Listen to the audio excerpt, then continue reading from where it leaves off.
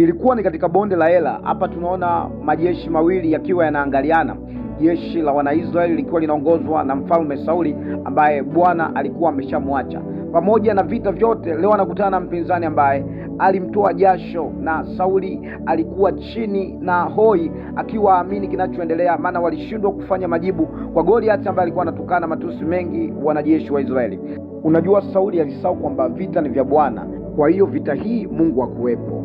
Hapa tunakutana na Daudi ambaye katika wana wa Yese ambao walichaguliwa kwenda vitani kuwa wanajeshi, Daudi hakuwa na sifa hiyo.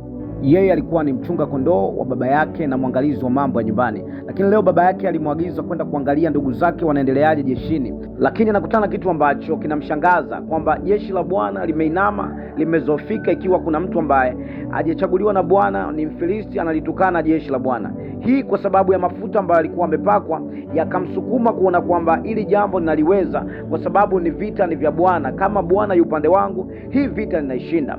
Cha kuchekesha ni kwamba Sauli alijaribu kumpa mavazi yake ya vita ili aende nayo Daudi, lakini Daudi alijaribu kwenda nayo, akaona hayamtoshi, hayawezi.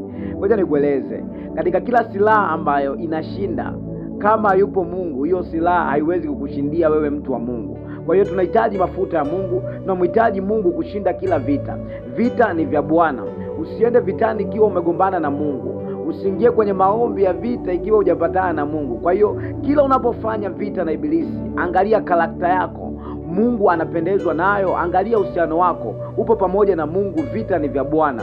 Ukizingatia hayo, kila vita yako utashinda. Utakuwa kama Daudi, utakuwa mshindi siku zote. Amen.